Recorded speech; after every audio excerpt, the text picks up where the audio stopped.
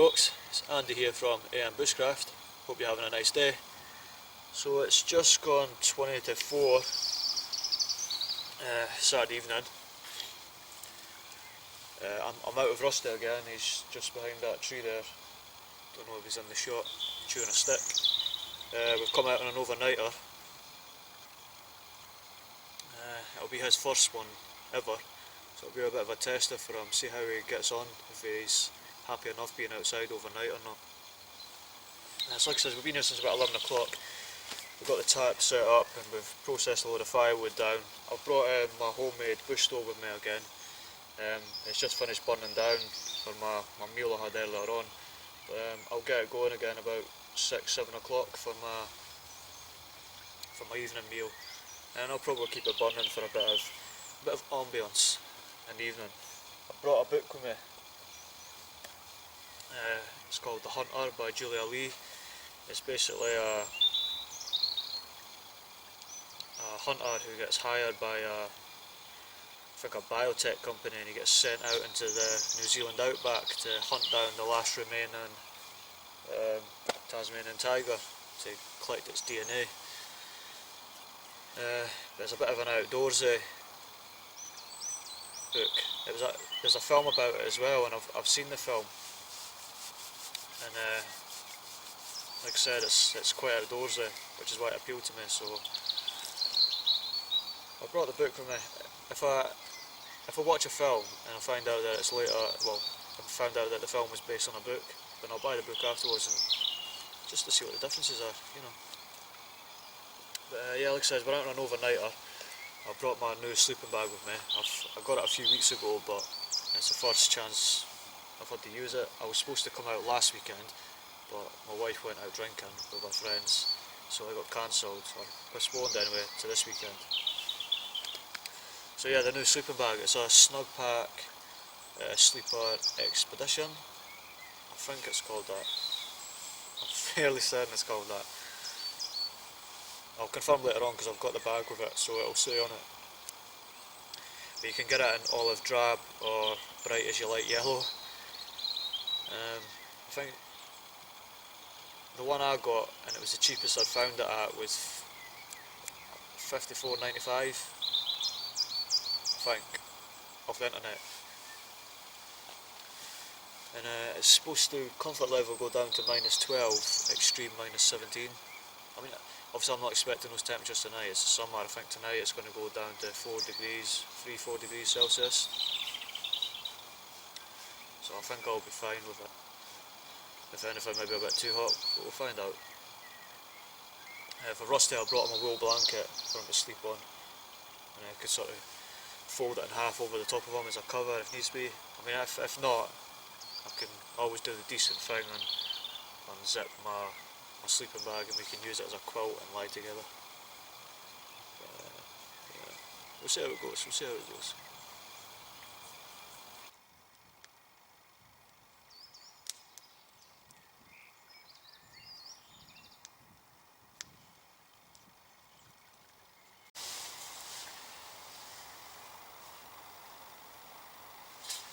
Just making up some dinner for Rusty. Just his dog meat and his biscuits and his dog biscuits. He's absolutely wolfed it down. Been a big day for him.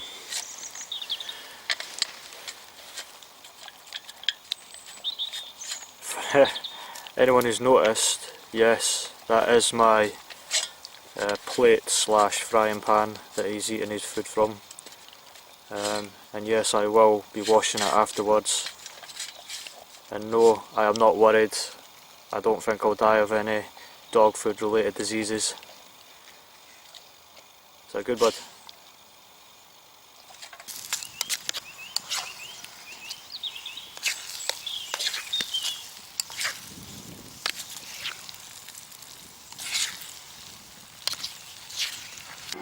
Right folks, so it's about 6:10 in the evening now, and I've just made my dinner. It's chicken tikka with Uncle Ben's special fried rice. I've just had a taste of it there now, and it's got a bit of a kick to it. Kind of surprising, I was chicken tikka, you wouldn't think, but it's got a bit of a kick.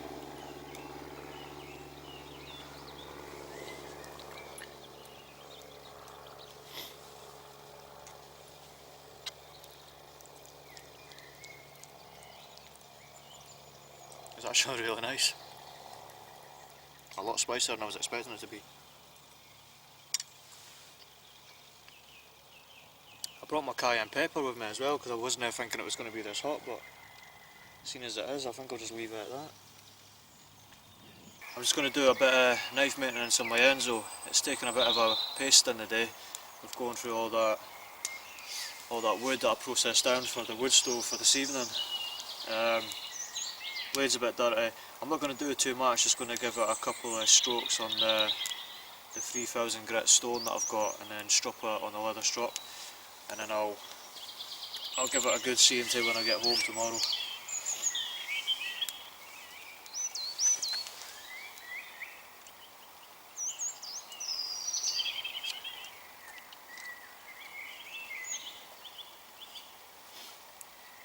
I bought this stone off eBay. It's about £6. I used to use the DC4 like everyone does, but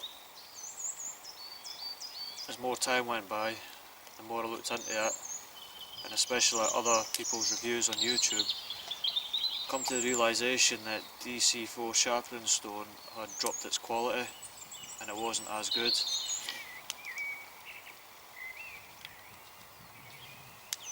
And in all honesty, the times when I did use it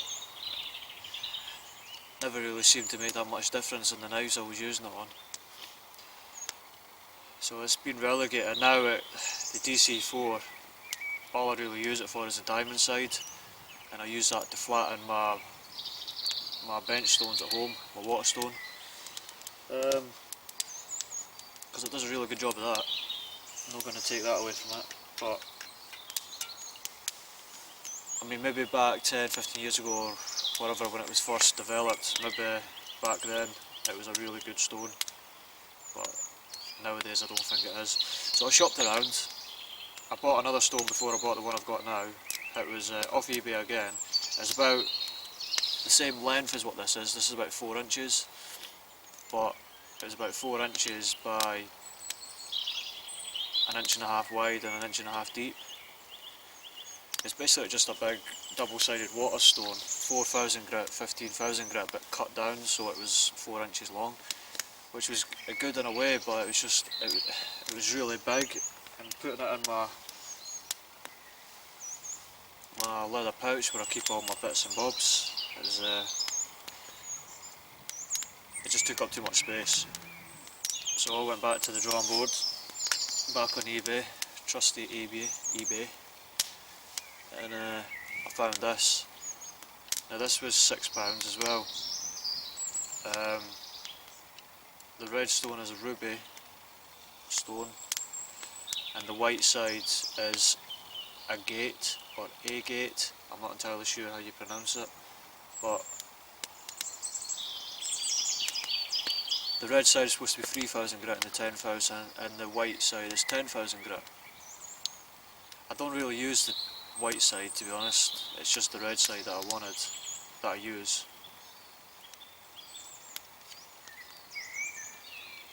But it's just to give it a little touch up out in the field.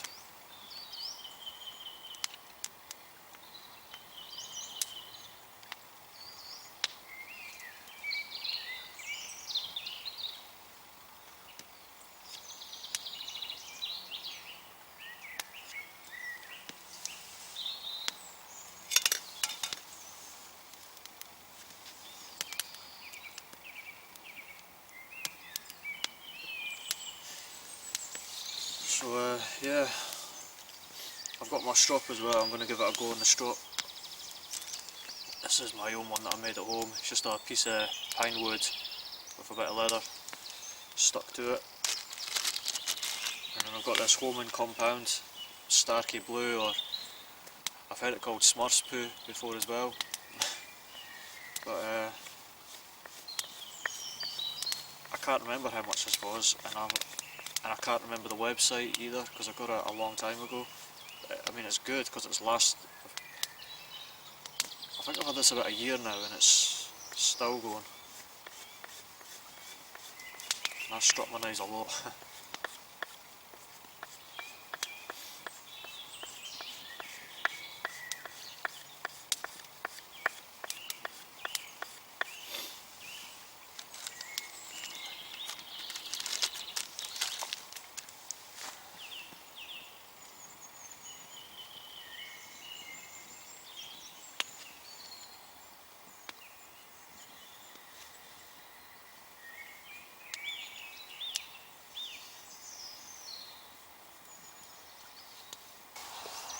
Well, I've got your attention watching me strut my knife.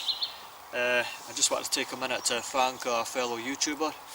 There's a guy called @CarOfTheMadman, and a few weeks ago he did a shout out to my channel on one of his videos, and as a result I've got a few subscribers from it. So yeah, I just wanted to make you aware of his channel. He's a cool guy, he's a funny guy. He's got his own little workshop, so he makes his own stuff like knives and that. But the other thing about him that I think is really cool, and I've got a lot of respect for him doing it, is in June or July, I can't remember which month it is, but I'll put a note of it in the description of the video. He's going out into the Canadian bush on a 7-day survival challenge with minimum kit, and as far as I believe he's doing it alone as well. So yeah, get over to his channel. He's, like I said, he's a cool guy, and just show him your support for what he's about to embark on. So, @CarOfTheMadman, if you're watching, I appreciate the shout out, mate, and good luck on your 7-day survival challenge. A lot of respect for you for doing it. Good luck.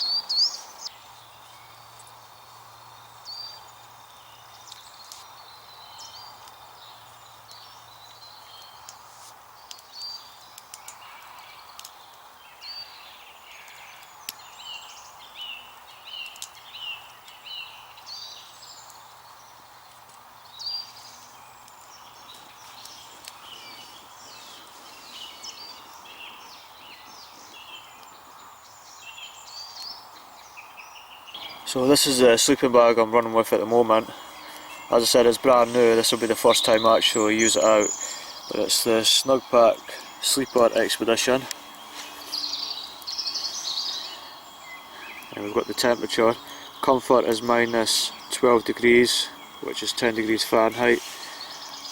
And lowest it will go to 17 degrees Celsius, minus 17 degrees Celsius. And that is 1 degree Fahrenheit. The weight of it is 2,600 grams, or 92 ounces, and it's iso fibre filling. And the dimensions of it are widthwise 75 centimetres or 30 inches, lengthwise it's 220 centimetres or 87 inches, and width at the feet is 38 centimetres or 15 inches. So there's where we'll be sleeping. I folded the top of my sleeping bag over just to keep all the, well, as much of the creepy crawlies out as I can before I get into bed. And then Rusty there, and his wool blanket. And then I've just got my seating pad there. I'll sit and chill out by the fire and read some more of my book.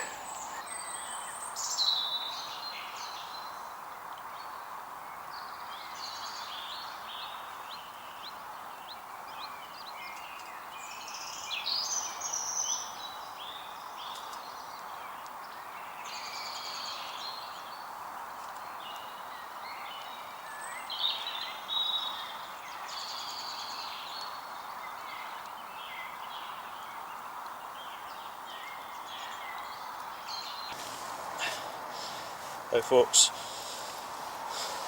well that's it, just gone 10 o'clock in the evening now, so I think I'm going to get my fat one down, and I'll get back to you tomorrow morning, let you know how it went in the sleeping bag, how Rusty got on. I mean, he's sleeping right now, we'll see how it goes.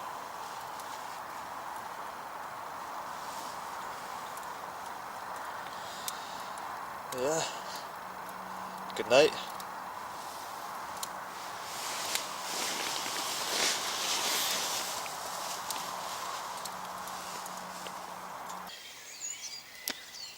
folks. It's just gone 8:05 in the morning.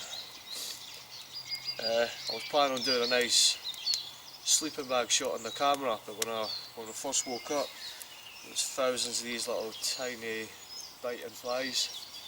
So I thought, nah, I'm going to get up and get the fire going and get it smoky, get rid of them all.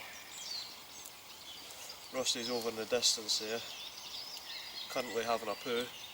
So while he's over there, I'm going to get his breakfast made.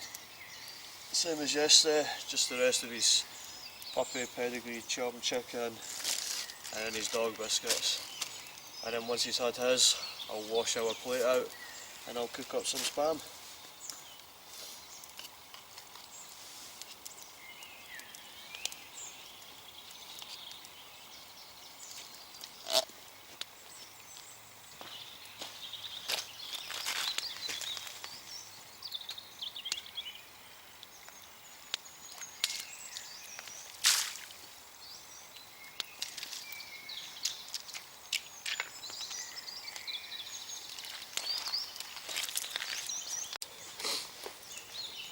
So this is where we slept last night. Obviously I was in the sleeping bag and Rusty was in the blanket.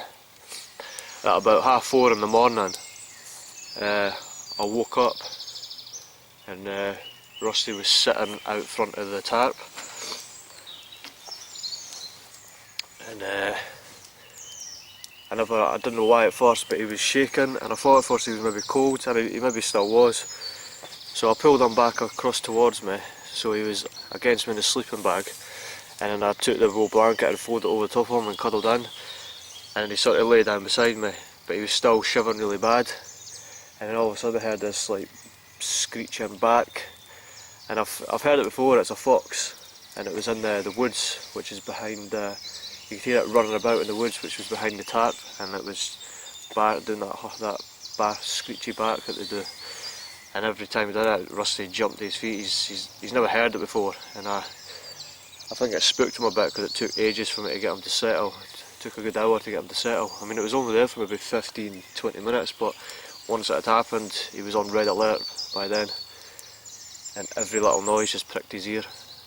It took ages to get him to settle, but he was shivering or shaking from being scared, I'm not sure which.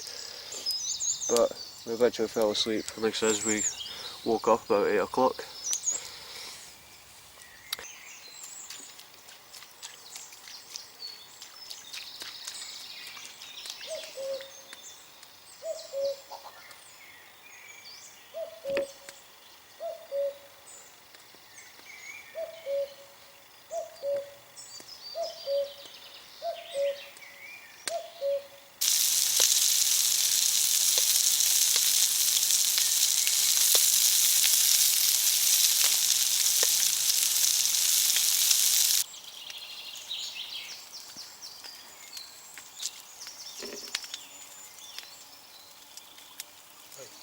Wash your camera, you. You wash that camera. Making a film here. We're sitting watching the spam cook.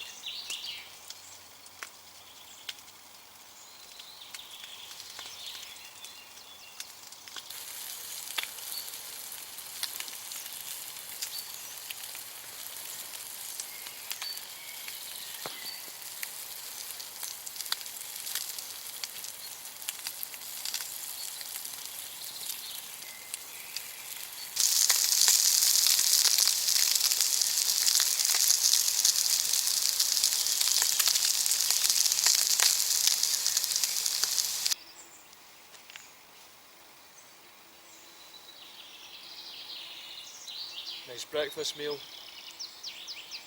and a nice view to go with it. That's what it's all about, folks. This is what it's all about.